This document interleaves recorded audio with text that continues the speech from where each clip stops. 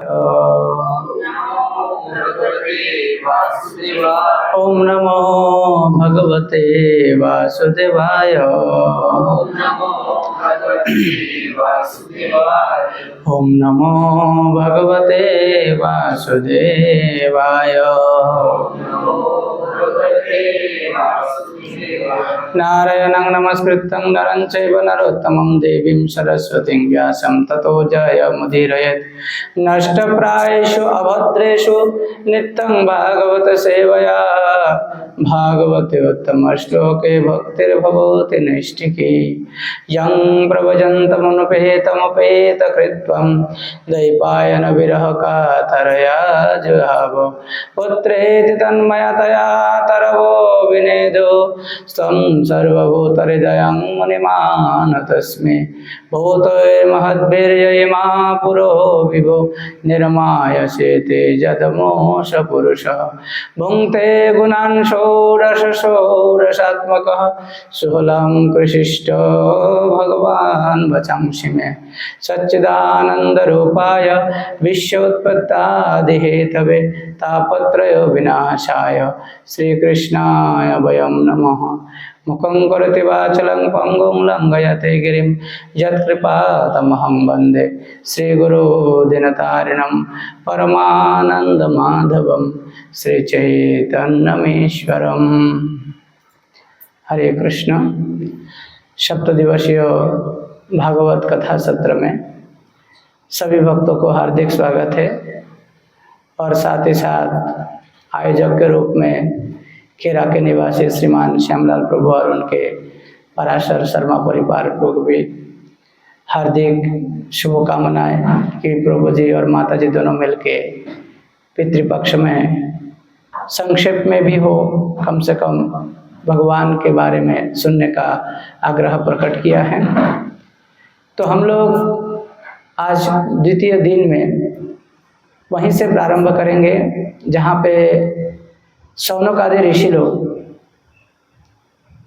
सूत गोस्वामी को नैमिषारण्य क्षेत्र में पूछते हैं कि ये जो महान वक्ता सुखदेव गोस्वामी और महान श्रोता परीक्षित महाराज, इन दोनों को परस्पर मिलना और 7 दिन तक एक ही स्थान पर बैठकर भागवत कीर्तन और भागवत श्रवण कैसे संभव हो पाया, क्योंकि दोनों एक महाव्यस्त है, दूसरा महाविरक्त है।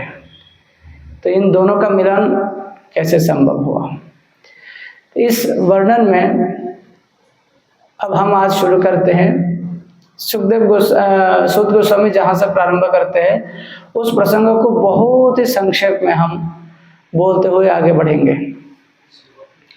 कुरुक्षेत्र युद्ध समाप्त हो गया है। कुरुक्षेत्र युद्ध 18 दिन तक चला। कुरुक्षेत्र के युद्ध में 18 अक्षनी सेना उभय पक्ष में युद्ध किया है। 11 अक्षनी सेना कौरवों की तरफ से लड़ा, 7 अक्षनी सेना पांडवों की तरफ से लड़ा। पांडवों के प्रधान सेनापति द्रुपद महाराज के पुत्र धृष्टद्युम्न रहे और कौरवों के प्रधान सेनापति शुरुआत में पितामह भीष्म, फिर आचार्य द्रोण, फिर महावीर कर्ण, फिर मामा नकुल और सहदेव के मामा शल्य, और शल्य के बाद अश्वत्थामा। तो ये कुल मिला के 18 दिन तक अलग अलग कौरव पक्षों के सेनापतियों ने नेतृत्व किया, लेकिन परिणाम ये हुआ कि लगभग पांडव पक्ष के कुछ सेना और पंच पांडव छोड़ के और कौरवों की तरफ से केवल 3 महारथी छोड़कर लगभग सब वीरगति प्राप्त हो गए। और वो जो 3 था उनमें से एक का नाम था अश्वत्थामा, जो कि द्रोणाचार्य का पुत्र था और वो अमर वर प्राप्त है। दूसरा कृतवर्मा और तीसरा कृपाचार्य। तो महाराज तो हुआ नहीं दुर्योधन, लेकिन फिर भी उनको महाराज मानते थे सब लोग। कौरवों की तरफ से उनको महाराज बोला करते थे। तो महाराज दुर्योधन, जो कि अगर विजयी बनते तो हस्तिनापुर के राज सिंहासन पर बैठ जाते, वो महाबली भीमसेन के गदा प्रहार से बहुत ही बुरी तरह से रणभूमि में पड़े हैं। बस उसका देहांत तो होने ही वाला है। उसके जंघा में महाबली भीमसेन ने इतना गदा प्रहार किया कि वो दर्द सहन नहीं कर पा रहे हैं, असह्य दर्द हो रहे हैं। ऐसे में अपने स्वामी की दुर्दशा देख के प्रधान सेनापति अश्वत्थामा ने प्रतिज्ञा कर बैठा है, किसी भी कीमत पर मैं पूरा पांडवों को पृथ्वी से शून्य कर दूंगा, किसी भी कीमत पर, कुछ भी हो। तो उसने पांडवों के ऊपर पहली बार हमला कर दिया, ब्रह्मास्त्र चला दिया था। भगवान श्री कृष्ण और अर्जुन दोनों बहुत ही कुशलता से अश्वत्थामा द्वारा भेजे गए ब्रह्मास्त्र को निरस्त कर दिया। और इसके अलावा ये अश्वत्थामा ने द्रौपदी के 5 पुत्रों को और पांडवों के सेनापति धृष्टद्युम्न को बिल्कुल निद्रावस्था में, वो सो रहा था बेचारा, पूरा दिन युद्ध करके थक गया था, रात को सो रहा था, उसी निद्रावस्था में इन सबको मौत के घाट उतार दिया अश्वत्थामा ने। तो बाल हत्या का पाप अश्वत्थामा के ऊपर पड़ गए और जैसे तैसे कृष्ण और अर्जुन मिलकर उस अश्वत्थामा जो कि भाग रहा था उसको पकड़ लिया गया, महाराज युधिष्ठिर के सामने लाया गया और उसको दंड दिया। किसी ने मृत्यु दंड का मांग किया, लेकिन किसी ने कहा कि ब्रह्म बंधु न हंतव्य, ये जो ब्राह्मण कुमार है इनको हत्या नहीं करना चाहिए, और ये हमारे गुरुपुत्र भी हैं और आचार्य द्रोण के बेटा है, इनको जान से ना मारा जाए। तो इनके पूरा बाल को मुंडन कर दिया और इनके यहाँ पे जो एक मुनि रहता था जो कि चमकता था, उस मुनि को उखाड़ के ले लिया और वहाँ पे एक घाव हो गया और इसके बाद अश्वत्थामा को छोड़ दिया। यही अश्वत्थामा मानो चोट खाई हुई विषैला सर्प की तरह फिर से पांडवों को समाप्त करने के लिए अवसर ढूंढ रहे थे। इधर में हस्तिनापुर में क्या हो रहा था कि भगवान श्री कृष्ण लगभग 4 महीना 4.5 महीना तक पांडवों के बीच में रहे हैं, द्वारका से दूर। द्वारकावासी अधीर आग्रह में भगवान की प्रतीक्षा कर रहे हैं और भगवान को भी ऐसा लगा कि पांडवों का सारा संकट टाल गया है। अब पांडवों में युधिष्ठिर राज सिंहासन पर आरूढ़ हो जाएंगे और मेरा कर्तव्य समाप्त हो गया है, मैं अब जा सकता हूँ। तो भगवान श्री कृष्ण अब हस्तिनापुर छोड़ के द्वारका की तरफ रवाना होने वाले हैं। तो उस समय अर्जुन के पुत्र अभिमन्यु की विधवा उत्तरा वो दौड़ते हुए राजमहल के ऊपर मंजिल से भगवान श्री कृष्ण की तरफ आ रहे हैं और आते समय वो जोर जोर से भगवान से प्रार्थना कर रहे थे, पाहि पाहि महाजोगिन देव देव जगतपते नान्नं तदवयं पश्ये यत्र मृत्युस् परस्परम। हे महाजोगी भगवान श्री कृष्ण, आप देवताओं के भी देवता हैं, आप जगत के पति हैं और आप मुझे पाहि माम, यानी आप मुझे रक्षा कीजिए, आप मुझे पालन कीजिए। क्यों? तुम्हारे पालन के लिए तो तुम्हारे 5 ससुर हैं जो कि पूरा ब्रह्मांड में वीर के रूप में इन लोगों का ख्याति फैला हुआ है, उनसे अपनी सुरक्षा मांगो, अभय मांगो।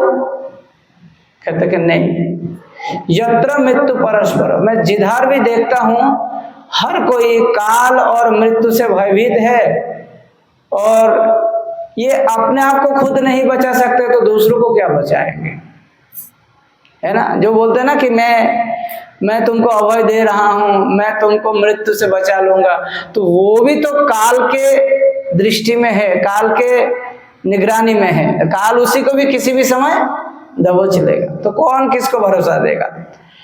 तो उत्तरा कहते हैं कि मैं आपके ऊपर भरोसा करता हूं।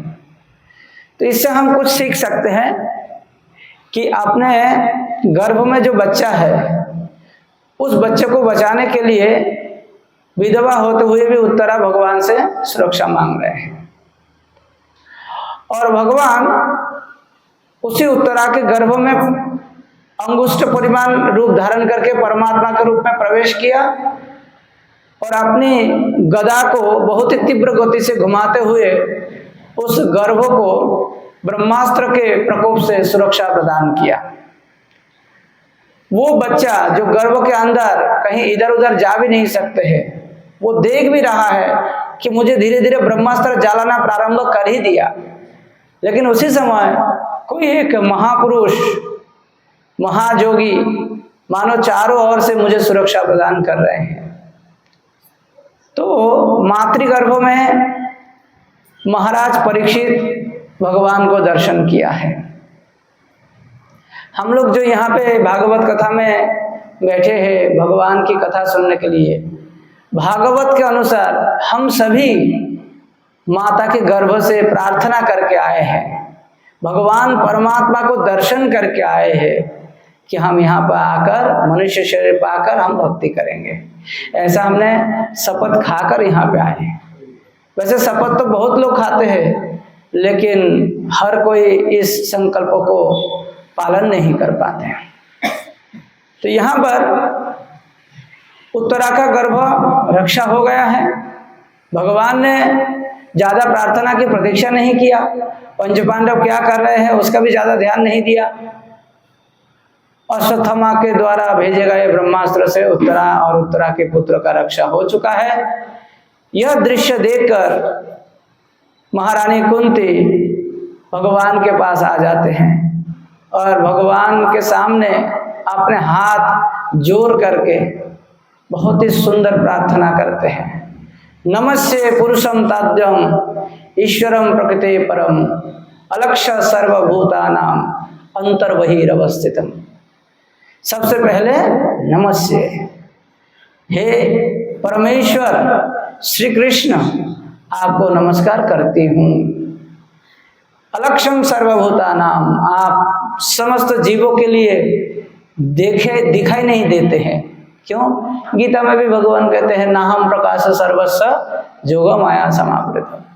ये जो अश्रद्धालु व्यक्ति है, पापी व्यक्ति है, नास्तिक व्यक्ति है, इन लोगों के लिए भगवान अलक्ष्य दिखाई नहीं देता है। कहाँ है पता नहीं, प्रमाण करके दिखाओ, नहीं दिखा सकते। क्यों? भगवान उनके सामने लक्षित होना ही नहीं चाहता है। लेकिन वो कहाँ रहता है? अंतर बहिरवस्थितम, अंदर में भी है बाहर में भी है, लेकिन दिखाई देता नहीं। अंदर में परमात्मा रूप में है और बाहर में काल रूप में है। काल रूप में हर चीज को परिवर्तन करा देते हैं और अंदर से पालन पोषण भी करता है और अपने आप को योग माया के द्वारा आवृत करके रखता है। तो इस प्रकार से कुंती महारानी अपने भातीजा के रूप में नहीं, परमेश्वर भगवान के रूप में स्तुति कर रहे हैं। वैसे भौतिक संबंधों से ये कुंती भगवान कृष्ण का बुआ है और भगवान कृष्ण कुंती महारानी के लिए भातीजा है। मतलब कुंती और वसुदेव दोनों भाई बहन हैं। तो वसुदेव का बेटा मतलब कुंती के लिए भतीजा, लेकिन आज भातीजा के रूप में नहीं, पूर्ण पुरुषोत्तम भगवान के रूप में कृष्ण की स्तुति कर रहे हैं। कहते हैं प्रभु आप अमलात्मा साधु संतों को भक्ति योग की शिक्षा देने के लिए इस संसार में आते हैं। कोई कहता है कि सनातन धर्म की स्थापना करने के लिए आप इस संसार में आते हैं। कोई कहते हैं कि आप जब धरती माता के ऊपर बहुत ज्यादा बोझ हो गया है, पापों का बोझ, असुरों का अत्याचार का बोझ बढ़ गया है, उससे धरती माता का बोझ हल्का करने के लिए आप इस संसार में इस धरती पर प्रकट हुए हैं। किसी का कहना है कि आप यदुवंश में महाराज यदु के नाम और ख्याति को बढ़ाने के लिए जैसे मलय चंदन, मलय पर्वत में पर्वत की ख्याति को बढ़ा देते हैं, इसी प्रकार आप यादव बनकर यदुवंशियों के लिए ख्याति बढ़ा दिए हैं। जो भी है, आपके लीला बहुत ही विचित्र है। मैंने ऐसा कुछ दृष्टांत भी देखा कि मुझे बड़ा आश्चर्य लगा। मैंने देखा था कि आप गोकुल में माता यशोदा द्वारा जब ओखल में बंधे गए थे तो आप रो रहे थे। आप माता यशोदा के क्रोध से भयभीत हो गए। उनके हाथ में जब छड़ी देखा, उनके डांट फटकार खा रहे थे, तो आप इतना भयभीत हो गए कि मानो आप कोई सामान्य बालक हो, जबकि आपके डर के मारे साक्षात काल भी डर जाते हैं। यानी जो काल बाकी लोगों के लिए डर का कारण है, वो काल आपको देख के डरते हैं, लेकिन वो आप यशोदा माता की छोरी और यशोदा माता के बड़े बड़े आंखें देख के डर गए और उनके मुंह से निकला हुआ शब्दों से आप भयभीत हो गए और आप लाचार होकर, बेबस होकर उखल के साथ बंधे पड़े थे। मैंने देखा था ये सब। बहुत हमें अजीब सा लगता है कि जब आप सर्व सामर्थ्य होते हुए भी अज्ञानी, बलहीन, भूखा प्यासा जैसा आप अभिनय करते हैं। आपके अभिनय को कोई समझ ही नहीं पाते। सब लोग आपको सामान्य मानते हैं, जबकि आप अपने माता पिता के ऊपर इतना दयालु नहीं थे। आपके माता पिता को आप कंस के हवाले कर दिए और कंस पता नहीं कितने साल तक आपके माता पिता को कारागार में बंदी करके रखा, जबकि मैं विधवा स्त्री हूँ। बहुत ही युवावस्था में मैं अपने पति को खोई हुई हूँ। मेरा संतान होने का संभावना था ही नहीं, लेकिन आपकी कृपा से मुझे 5 महावीर संतान मिल गए हैं। और तो और मेरे संतानों के ऊपर न जाने अनगिनत विपत्ति आए, तरह तरह के विपत्ति आए हैं। कभी इन लोगों का जान का खतरा हो गया, कभी धन का खतरा हो गया कि इन लोगों को साम्राज्य से विहीन होना पड़ा, कभी षड्यंत्र का शिकार हुआ, कभी लाक्षागृह में आग से सबको जलाकर भस्म करने का षड्यंत्र रचा गया था, और कभी हमारे कुलवधु को भरी हस्तिनापुर सभा में असम्मान करने का प्रयास किया गया। लेकिन आप हर समय हमारे हर संकट में अपना उपस्थिति दर्ज कराए और हमें विपद से मुक्त कर दिया। जितना बार हमारे जीवन में विपद आए, उतना बार ही आपका दर्शन हुआ है। इसलिए मैं आपसे विपत्ति मांगता हूं। आप हमें विपत्ति देते जाइए। क्यों बुआ, आप विपत्ति क्यों मांग रहे हैं? संसार के लोग सुख संपत्ति घर आवे ऐसा मांगते हैं, और आप बोलते हैं विपद दे दीजिए। नहीं, इसलिए विपद मांग रहे हूं क्योंकि जब तक विपद आता है तब तक आप भी आ जाते हैं, और आपके दर्शन से इस संसार में जन्म मृत्यु जरा व्याधि के चक्र में मुझे बार बार देखना नहीं पड़ेगा। मैं एक ही बार में आपका दर्शन करके इस दुखालय से मुक्त होकर आपके धाम में जा सकते हैं। इसलिए ये विपत्ति जो है मेरे लिए एक बहुत बड़ा वरदान है, इसलिए वो मांग रही हूँ। इसके बाद कुंती महारानी आगे और कहते हैं कि आपने अलग अलग रूप धारण करके, कभी व्यास रूप धारण करके समस्त शास्त्रों को रचना किया, कभी परशुराम रूप धारण करके समस्त राजा रूपी दुष्टों को संहार किया है, कभी राम रूप धारण करके अपने रावण रूपी राक्षस को वध किया है, कभी आप हिरण्यकशिपु को वध करने के लिए नरसिंह रूप धारण किया, और हिरण्याक्ष को उद्धार करने के लिए आपने वराह रूप धारण किया। आपने बलि जैसा दैत्यराज को सबक सिखाने के लिए एक अद्भुत वामन रूप धारण किया, कभी आपने मत्स्य रूप धारण किया, कभी समुद्र मंथन में कछुआ का रूप धारण किया, कभी मोहिनी मूर्ति रूप धारण किया। आपका अवतार वास्तव में लोक के हित के लिए होता है। प्रभु पता नहीं और लोगों को आपने कितना कुछ कृपा किया है, लेकिन मेरे वंश के ऊपर, मेरे पुत्र के ऊपर और मेरे ऊपर आपकी कृपा का कोई सीमा नहीं है। तो बुआ, आप इतना प्रार्थना कर रहे हैं, आप चाहते क्या हो? मैं तो यही चाहती हूँ कि हे प्रभु, ये मैं जो है ना 2 वंश से जुड़ा हुआ हूँ। एक वंश तो मेरा पिता का खानदान है, दूसरा मेरा ससुर का खानदान है। है ना, यदुवंश और पुरुवंश। तो मैं एक स्त्री हूं, किसी कुल का मैं लड़की हूं और किसी कुल का मैं बहू हूं, तो मैं यही चाहती हूं प्रभु, मेरा ये दोनों खानदान से इस रिश्ता को आप काट दीजिए। क्यों? एक स्त्री का अगर इस प्रकार से संबंध कटिंग हो जाए तो फिर वो कहाँ जाएगी, किसके सहारे में जिएगी, कहाँ रहेगा वो? तो कहते हैं कि प्रभु जिस प्रकार से एक नदी पहाड़ से उत्पन्न होकर समुद्र में जाके समा जाते हैं, इसी प्रकार मेरी मन, मेरी भक्ति, मेरी भावनाएं कृष्ण भावनामृत आपके चरण कमल रूपी समुद्र में जाके समाहित हो जाए। मैं मेरी चेतना को बस आपके चरण कमल में समेटना चाहता हूँ, इधर उधर में बिखरना नहीं चाहता। यही प्रार्थना है प्रभु। तो कुंती महारानी की ये प्रार्थना इतना ऊंचा दर्जे की प्रार्थना है कि व्यासदेव जी ने भागवतम के सबसे पहले स्कंध में इसको रखा है, क्योंकि इसमें एक पूर्णांग प्रार्थना के जो कुछ होना चाहिए वो सब कुछ इस प्रार्थना में है। आखिर में निष्काम प्रार्थना भी है कि केवल भक्ति चाहिए और कुछ नहीं चाहिए। कुंती महारानी की प्रार्थना से भगवान इतना प्रसन्न हो गया, बुआ अब मैं द्वारका नहीं जाऊंगा और कुछ दिन इधर रुक जाता हूं। महाराज युधिष्ठिर का तो खुशी का ठिकाना नहीं कि द्वारकाधीश कृष्ण अब और कुछ दिन हस्तिनापुर रहेंगे, चलिए चलिए रथ से नीचे उतर जाइए। और सबको बोला कि अब कुछ दिन और ठहरेंगे, सब लोग उतर जाओ। तो भगवान अब और कुछ दिन ठहर रहे हैं। इतने देर में युधिष्ठिर को एक शुभ लग्न देख के सिंहासन पे आरूढ़ करना है। हस्तिनापुर के सिंहासन अभी भी खाली ही पड़े हैं। तो कहते कि डेट निर्धारण किया जाए। तब तक युधिष्ठिर एक नाटक करते हैं। वो कहता है कि मैं इस सिंहासन पर नहीं बैठूंगा। क्यों? आपको बैठाने के लिए तो इतना कुछ हो गया, 65 करोड़ लोग इसलिए तो मरे, और आप बोल रहे हैं कि आप नहीं बैठेंगे। बोले हाँ, इन लोगों के रक्त से सना हुआ सिंहासन और राजमुकुट मेरे लिए कटीला जैसा लग रहा है, मैं नहीं बैठ पाऊंगा। मैं बहुत बड़ा पापी हूं, मेरे कारण इतना कुछ हो गया है कि नहीं? तो कृष्ण ने सोचा, जिस भगवत गीता का ज्ञान देकर मैं अर्जुन को संभाल लिया, अब इनको भी वो ज्ञान की जरूरत तो है, लेकिन वो मैं इनको नहीं दे पाऊंगा। तो इनको समझाने के लिए क्या करना चाहिए?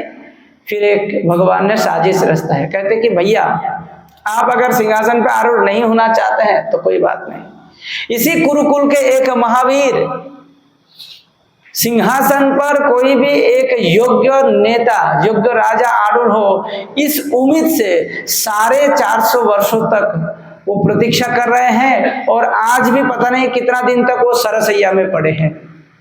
क्या चाहते हैं वो? केवल हस्तिनापुर के सिंहासन में कोई योग्य राजा बैठ जाए। तो सबके दृष्टि में आप वो योग्य व्यक्ति है, लेकिन आप अगर अपने आप को सिंहासन पे नहीं बिठाना चाहते हैं तो कोई बात नहीं, आप पूरा कुरुकुल के खानदान के जिम्मेदारी लिया हुआ वो बूढ़ा पितामह भीष्म से जाके थोड़ा बातचीत कर लीजिए, उनका क्या इच्छा है उनको भी थोड़ा सा आप देख लीजिए। आप धर्मात्मा है, महात्मा है, केवल बोलने से तो नहीं होगा, करके भी दिखाइए। मेरे बात तो सुनेंगे नहीं। इन मृत्यु पथयात्री जो पितामह भीष्म, चलिए इनके मुंह से सुनवा देते हैं, चलिए इनका क्या अभिप्राय है थोड़ा सुन लेते हैं। क्यों इन्होंने सिंहासन पर कभी नहीं बैठा? क्यों इन्होंने शादी नहीं किया, आजीवन नैष्ठिक ब्रह्मचारी रहे? क्यों उन्होंने वंश परंपरा को आगे नहीं बढ़ाया? क्यों अपने बेटा को कभी सिंहासन बिठाना है इस विचार से कभी भी वो अपने कर्तव्य से विमुख नहीं हुए हैं? क्यों वो आंधा धृतराष्ट्र को राजा बनाकर पूरा हस्तिनापुर सुरक्षित रखा है? इसीलिए ना कि कोई ऐसा व्यक्ति बैठे। तो आप बैठना नहीं चाहते हैं तो उनसे आप परामर्श करिए, क्योंकि ये जिम्मेदारी उनका है। आप पितामह भीष्म को अब ये कुछ ही समय में शरीर छोड़ने वाला है, आप अगर नहीं कंसल्ट करेंगे ना इनसे तो फिर ये बेचारा दुखी होकर मरेगा। तो इस आपका जिम्मेदारी है कि आप उनसे थोड़ा बातचीत कर लीजिए, जाइए।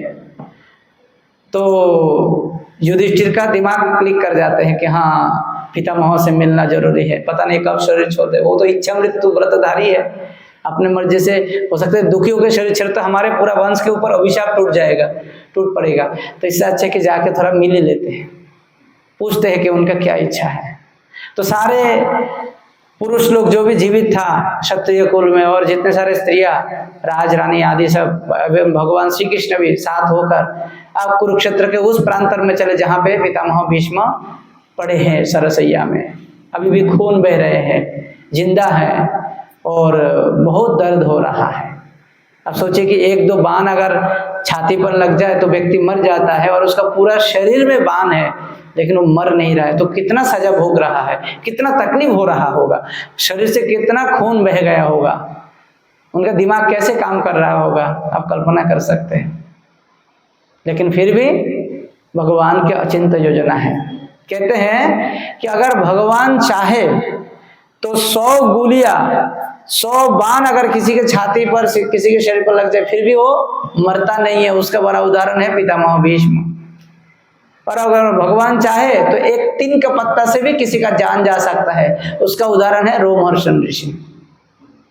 बलराम जी ने एक तिन का पत्ता उठाया और उनके ऊपर फेंका और मर गए, कुछ नहीं है ना। जिसका मौत लिखा हुआ है तो हार्ट अटैक में मर जाता है, और जिसका मौत लिखा नहीं हो तो 25 गोलियां खा जाता है फिर भी नहीं मरता है।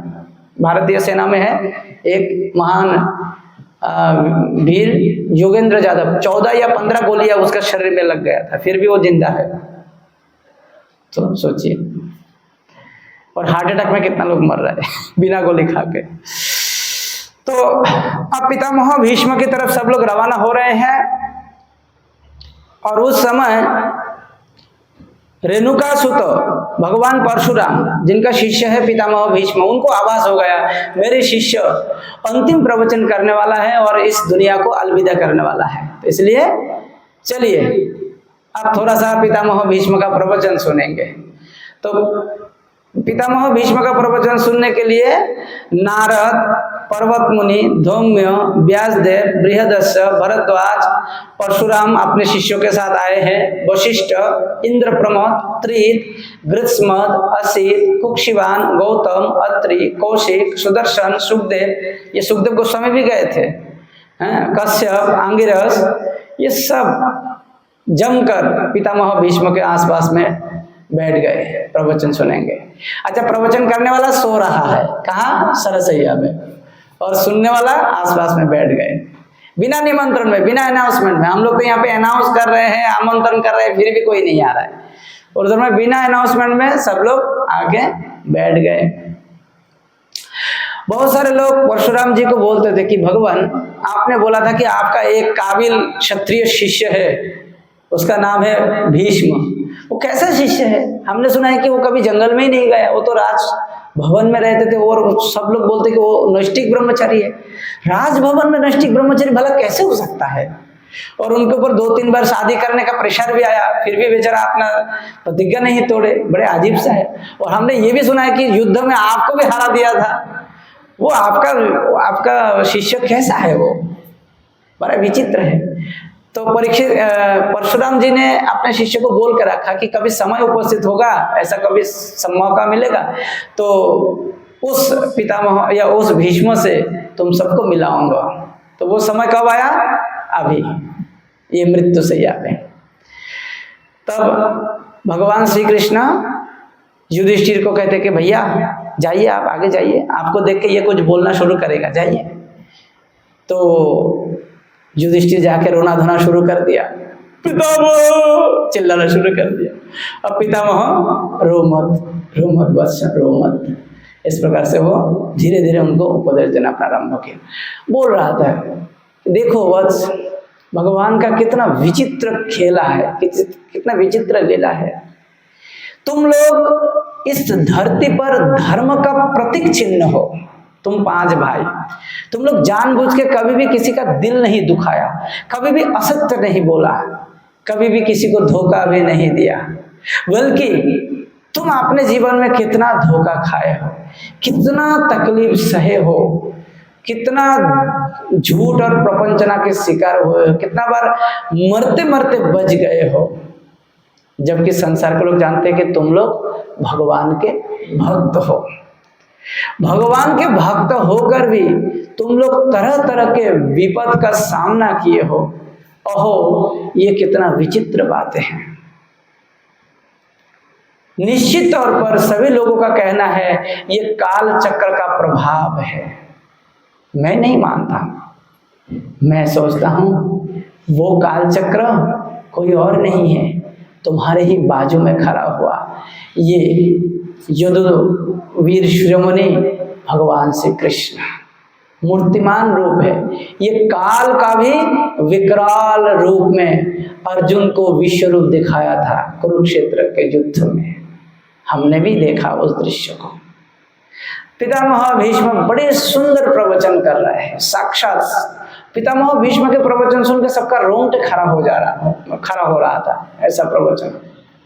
बाद में पितामह भीष्म ने भागवत धर्म के बारे बताया, राज धर्म के बारे बताया, न्याय धर्म के बारे बताया, स्त्री धर्म के बारे बताया और मोक्ष धर्म के बारे बताया, दान धर्म के बारे बताया, ऐसे जितने सारे और सारे चीज है सब बताया।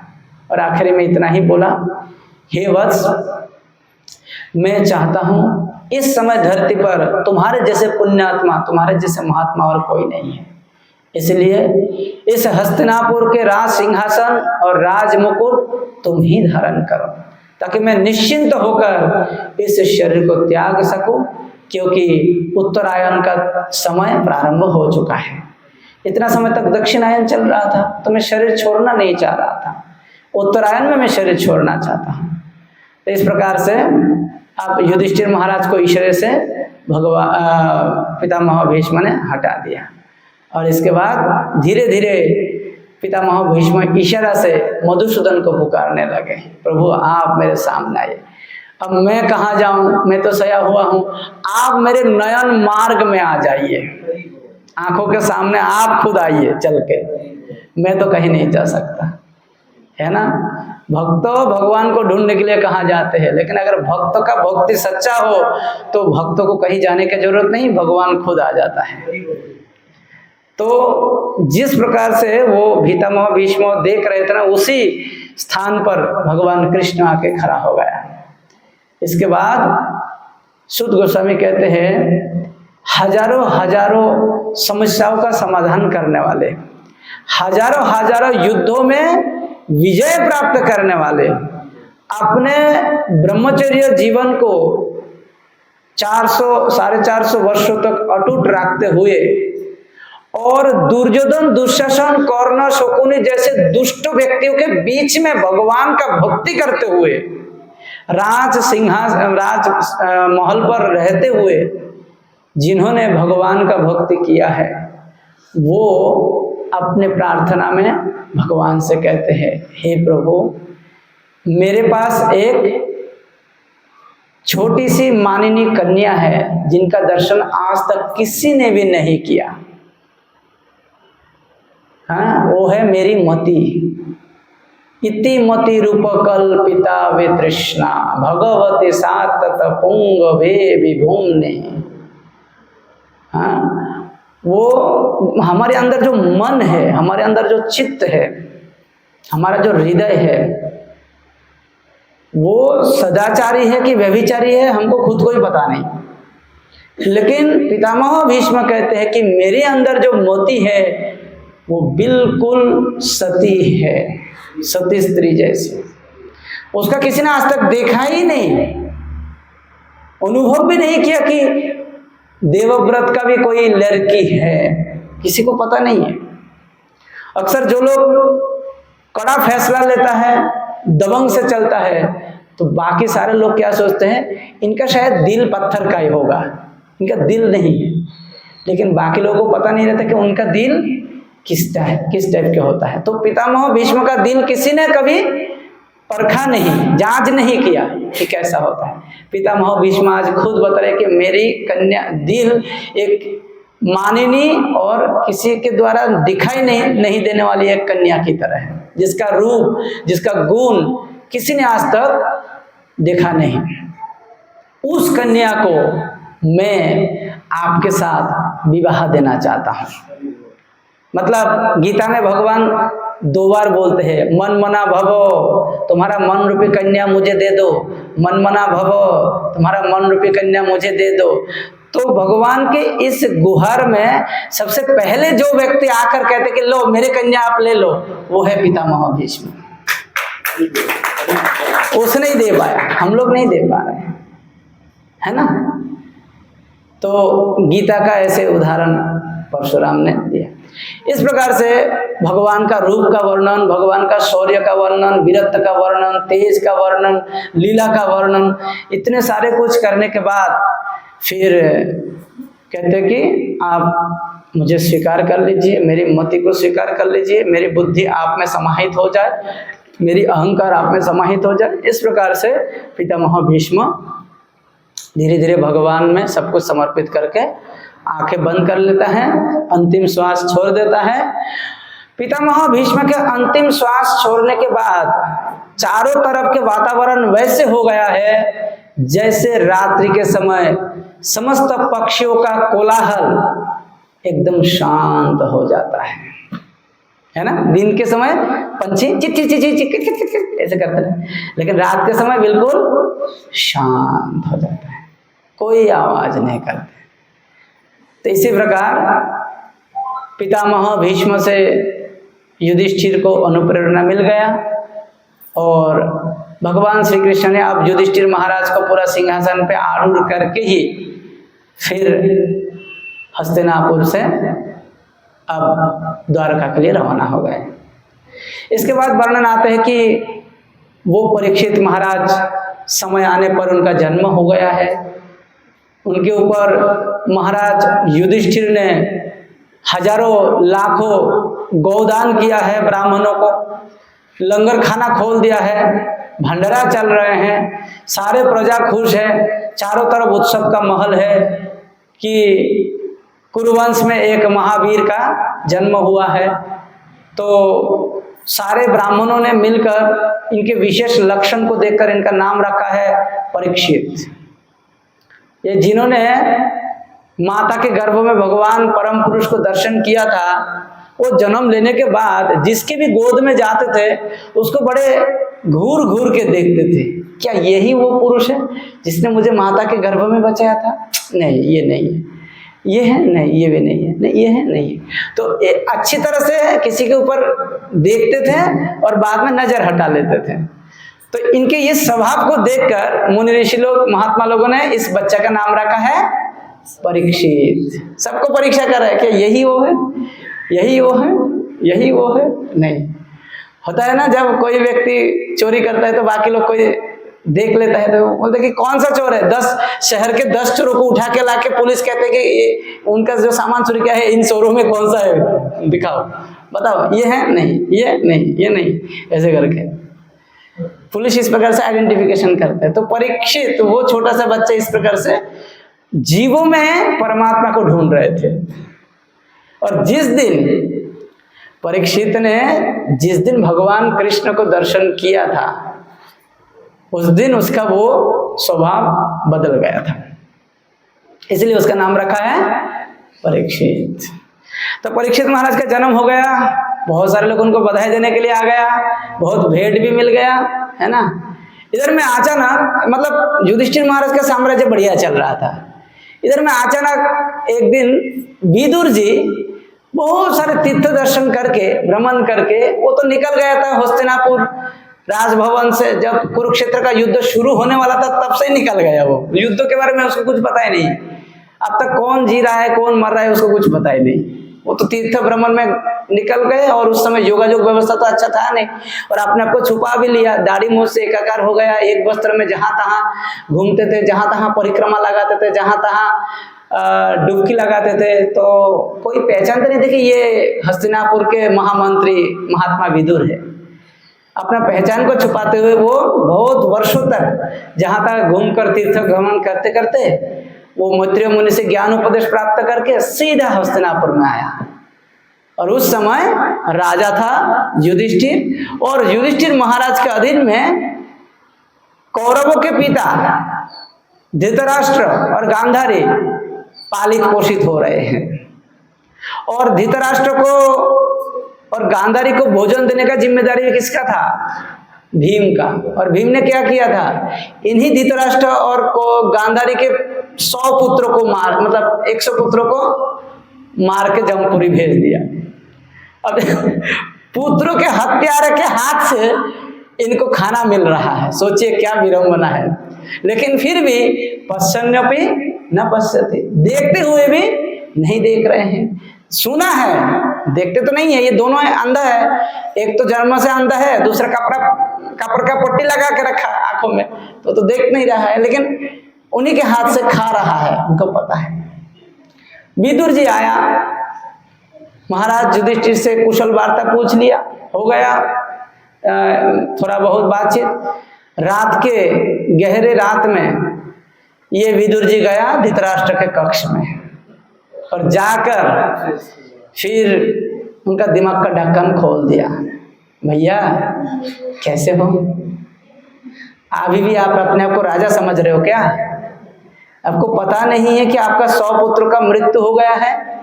आपको पता नहीं है कि जिनको आप राज सिंहासन पे बिठाने के लिए इतने सारे षड्यंत्र रचे हैं पांडवों के विरुद्ध में, और उसी पांडवों के द्वारा आप पालित पोषित हो रहे हैं? आपको लज्जा नहीं आ रहा है? शर्म भी नहीं आ रहे हैं?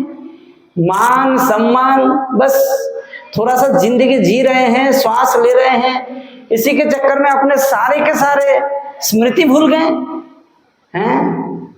इसी पंच पांडव को कुंती भाभी के साथ लेकर लाक्षागृह में जलाने के लिए योजना बनाए थे कि नहीं बनाए थे? आपके साला कौन था? शकुनी। अब इनके हाथ पे खाना खा रहे हैं, शर्म नहीं आ रहा है?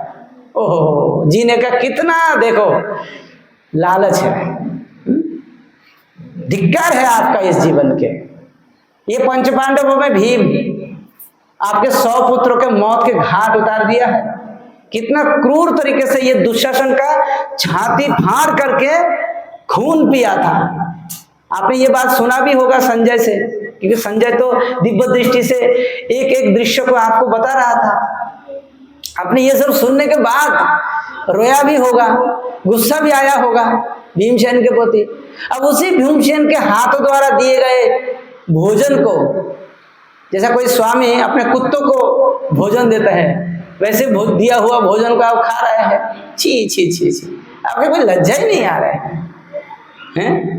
आयु भी हो गया, कितना ज्यादा उम्र हो गया है, शरीर की दशा देखा आपसे, आपके कंठ घुर-घुर कर रहे हैं, खाना पच नहीं रहे हैं, पाकस्थली कमजोर हो गया है, आंखों में नींद नहीं आता है, दिमाग काम नहीं कर रहे हैं, आंखों का दोनों शटर तो बंद ही है।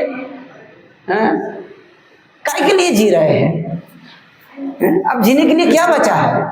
पुत्र खोए हैं, संपत्ति खोए हैं, साम्राज्य खोए हैं, मान जस प्रतिष्ठा सब कुछ गए हैं, अब शरीर भी जाने वाले हैं, अभी भी जीने के फेरे में बैठे हैं, राज महल में चूहा की तरह कहीं भी इधर उधर बैठे हैं, खरगोश की तरह। शर्म नहीं आ रहा है? बनने के लिए चाहा था शेर, अब बन गया खरगोश, दूसरे द्वारा दाना डाला जा रहा है तो खा रहा है।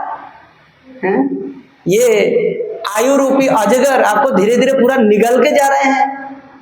अब अजगर आयु रूपी अजगर के पेट में घुसते जा रहे हैं, बस दम तोड़ने वाले हैं, लेकिन फिर भी महल छोड़ने का इच्छा नहीं हो रहा है। इस राजमहल से के बाद आपका डेड बॉडी जाएगा, उसके पहले कम से कम मान सम्मान जितना बचा है निकल जाइए यहाँ से। क्यों पड़े हैं यहाँ पे? किसकी भरोसे में पड़े हैं? इस प्रकार से एकदम पूरा नीम का कड़वा प्रवचन दे दिया।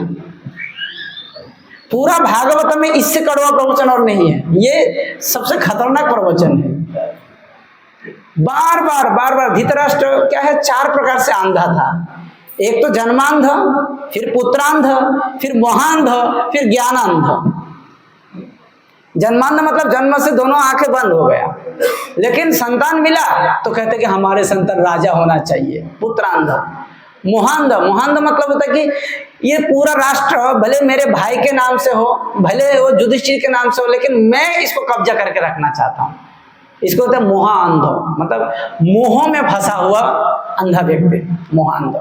और ज्ञानांध, जबकि उनको पारमार्थिक रूप से ज्यादा आगे बढ़ना चाहिए, भगवान के बारे जाने, सनातन धर्म के बारे जाने, देहात्म बुद्धि से कैसे मुक्त हुआ जाए उसके बारे जाने, लेकिन उसमें कोई दिलचस्पी नहीं है। ज्ञान के मामले में पूरा अंधा है, कोई जरूरत नहीं ज्ञान की। इस प्रकार से 4 प्रकार से अंधा व्यक्ति वो ऐसा है जैसे मानो कोई रोगी बहुत ज्यादा सीरियस स्थिति में चला गया है, तो उसको क्या चाहिए? Heavy dose injection. Heavy dose injection देने से वो हो सकता है कि बच जाए। तो इसी प्रकार विदुर जी आया, एक ही रात में उसको हैवी डोज उपदेश दे दिया, और फिर धृतराष्ट्र को लगा कि अब मैं क्या करूं, कहाँ जाओ, किसके सहारे में रहो? किसी के सहारे की जरूरत नहीं है। आपको निकालने की इच्छा है कि नहीं बताइए? आपकी मुक्ति का मार्ग मैं प्रशस्त करूंगा, बस आपको केवल इच्छा है कि नहीं ये बताइए। इच्छा तो है, लेकिन किसके साथ जाए? चलिए मेरे साथ चलिए, मैं आपको ले जाता हूं। बस इतना बोल के विदुर जी स्वयं धृतराष्ट्र के हाथ पकड़ाया, धृतराष्ट्र के हाथ फिर गांधारी ने पकड़ाया, और ना किसी सेना, ना किसी नौकरानी, ना किसी नौकर, ना संजय रूपी उनका सचिव, किसी को भी बताए बिना बस सीधा दरवाजा खोल के रात के अंधेरे में निकल गए। इस प्रकार से जब मध्यरात में ये दोनों असहाय व्यक्ति अपना महल छोड़कर, सुरक्षा कवच छोड़कर निकल गए, तो युधिष्ठिर महाराज का एक स्वभाव है कि वो रोज सुबह उठता है और सबसे पहले अपने बड़े पापा, बड़ी माँ यानी गांधारी और धृतराष्ट्र के चरण छूकर प्रणाम करते हैं उनके महल में जाकर, और फिर अपनी माता कुंती की चरण छूकर प्रणाम करते हैं। इसके बाद बाकी लोगों से, गुरु धौम्य और कृपाचार्य आदि, इन लोगों से फिर बातचीत और प्रणाम आदि ये सब करते हैं। ये उनका डेली रूटीन में है। तो ऐसे में जब वो गए बड़े पापा के कमरे पर, देखा कि वहां पर वो नहीं है, एकदम चिंतित हो गया, दोनों नेत्रहीन है, गया कहाँ? फिर इधर उधर नौकरानियों को पूछा, किसी भी नौकरानी उसका उत्तर नहीं दे पाए। फिर थोड़ी देर में संजय आया, संजय से पूछा कि आप बताइए आपके स्वामी कहाँ है? तो कहते कि महाराज, जीवन में ऐसा पहली बार हुआ कि मेरे स्वामी मुझे बताए बिना कहीं अनजान जगह में चले गए, अब कहाँ ढूंढे? तो एकदम से महाराज युधिष्ठिर आप सेनापति को बुलाने वाले हैं, सैन्य अध्यक्ष को बुलाने वाले हैं, और चारों दिशा में मेरे बड़े पापा को ढूंढो, मेरे माँ को, बड़ी माँ को ढूंढो, ऐसा वो प्लान करने वाला था। उसी समय नारद मुनि वहां पे उपस्थित हो गए, और नारद मुनि आके कहते कि महाराज आप क्या आयोजन कर रहे हैं, किसके लिए इतना चिंतित हो रहे हैं? जो जाने वाला है उसके लिए इतना क्यों चिंतित हो रहा है? जो रह रहे हैं उनके लिए चिंता करती है।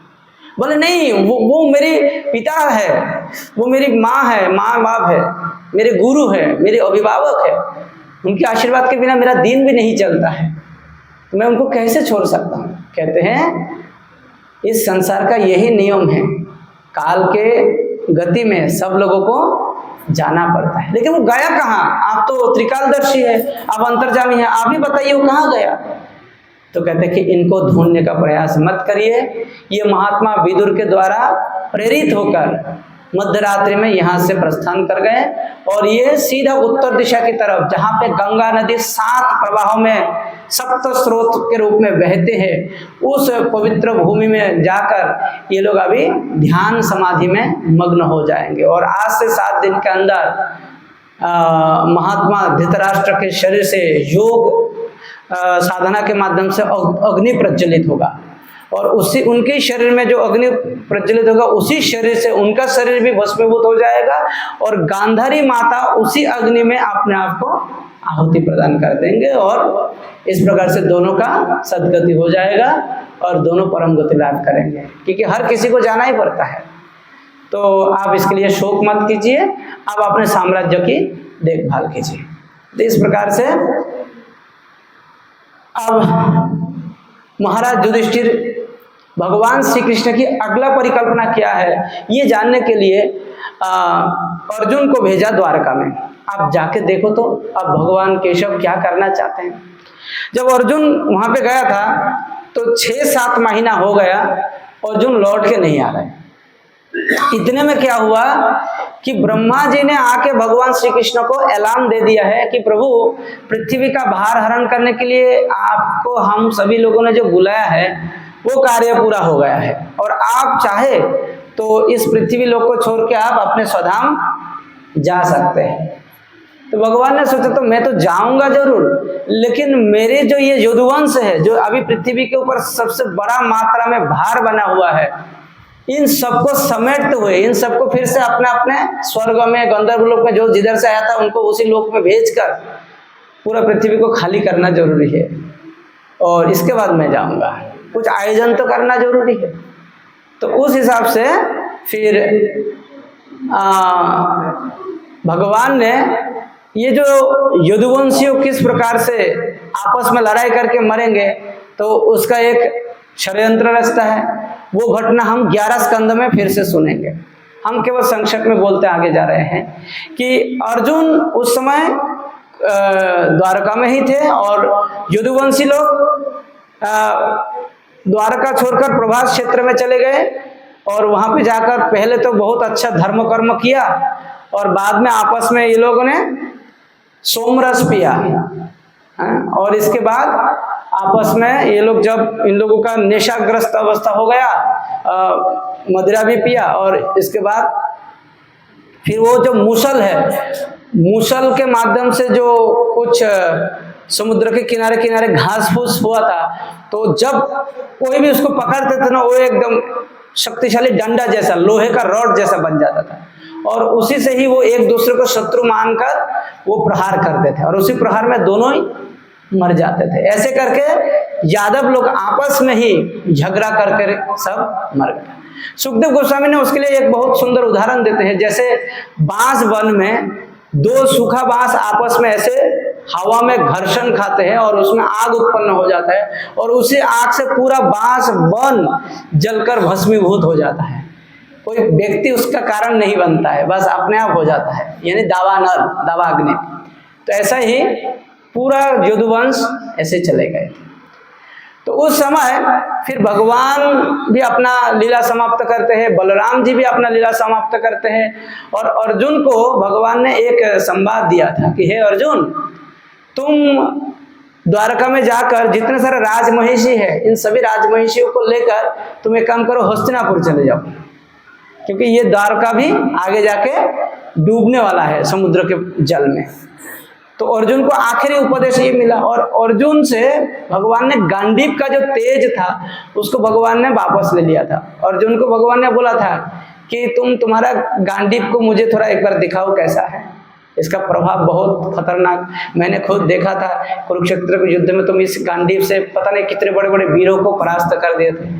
तो भगवान ने छल पूर्वक अर्जुन का गांडीव को स्पर्श किया, और गांडीव का जो ताकत है वो ताकत भगवान ने खुद पूरा छीन लिया, और इसके बाद अर्जुन को छोड़ दिया। अर्जुन ने सोचा कि भगवान के लिए आखिरी एक सेवा तो करूं कम से कम। सारे राजमहिषियों को लेकर जब अर्जुन लौट के आ रहा था, यानी द्वारका से हस्तिनापुर की तरफ जा रहा था, तो रास्ते में भील जाति के कुछ आदिवासी पुरुष अचानक लाठी लेकर, डंडा लेकर अर्जुन के ऊपर हमला कर देते हैं, और अर्जुन उस गांडीव के माध्यम से इन लोगों को भगाने के लिए, मारने के लिए प्रयास करते हैं, लेकिन अर्जुन ना किसी को मार पाते हैं ना किसी को भगा पाते हैं, बल्कि अर्जुन के सामने ही देखते देखते सारे भील प्रजाति के आदिवासी लोग आके सारे राजमहिषियों को उठाकर लेके चले गए, किसी को भी नहीं बचा पाए। मतलब जिस अर्जुन के पास सिंह जैसा दहाड़ने का शक्ति था, शिव जी को परास्त करने का शक्ति था, वो अर्जुन आज केवल मात्र आदिवासियों के केवल डंडा और लाठी के या से परास्त हो गए आक्रमण से, और बेहोश होके सबको लेके चला गया। तो अर्जुन भगवान के आखिरी आदेश, आखिरी इच्छा को पालन नहीं कर पाया, उसको बहुत दुख हुआ, बहुत शोक हुआ। श्रील विश्वनाथ चक्रवर्ती ठाकुर कहते हैं कि इसमें 2 पॉइंट है। पहला पॉइंट है कि ये जो भील जाति के आदिवासी, ये कोई और नहीं है, ये सब भगवान का ही स्वरूप है, क्योंकि भगवान के राजमहिषियों को दूसरा कोई भी व्यक्ति हाथ लगाने का हिम्मत भी नहीं कर सकता, असंभव। लेकिन वो भगवान ही ऐसा रूप धारण करके अर्जुन के सामने से सबको छीन लिया है। क्यों? अब दूसरा पॉइंट ये है कि अर्जुन को कभी भी इसका अहंकार ना हो कि भगवान कृष्ण के अलावा भी मैं ताकतवर हूं। ये एहसास दिलाया कि जब तक भगवान था तब तक मैं ताकतवर हूँ, लेकिन जब तक भगवान का ताकत हट जाता है मैं किसी काम का नहीं हूँ। ये अर्जुन को भगवान ने आखिरी में एहसास दिलाया।